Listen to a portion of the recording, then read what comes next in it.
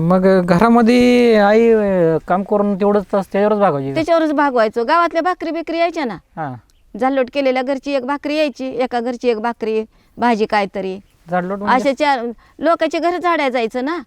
आता बंगल्यात कशा महिला धुणं भांड्याला जातात, हां. तसं झाडायला पुसायला आई जायची माझी. होय. हो, गावामध्ये? गावामध्ये आणि मोठ्या मोठ्या लोकांच्या घरी. आणि किती मग रोजगार मिळायचा त्याचा? रोजगार कुठला, झाडलोटीला भाकरी होत्या वर्षाला. एका घरची 8 पहिल्या वर्षाला ज्वारी यायची. हं. एका घरचे काहीतरी 400-200 रुपये वर्षाला द्यायचे. बर. आणि आईला एका घरी एक साडी चोळी द्यायची वर्षाला. हां.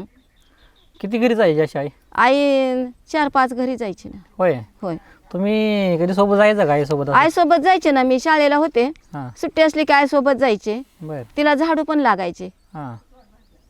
सकाळी आई उठून जायची. मला शाळा असताना हां. मी शाळेला जायची. रविवारी मात्र मी आईबरोबर आई पुढे गेली की मागणं जायची. पुढं पुढं आईला होईना. केराच्या पाट्या भरलेल्या उचलत नव्हत्या, कंबर दुखायची, पाय दुखायचे. मग मी म्हणायचे, आई तू झाड, मी येऊन केराच्या पाट्या भरून टाकते. आणि ती पाट्या भरायच्या आणि उकरड्यावर नेऊन टाकायच्या.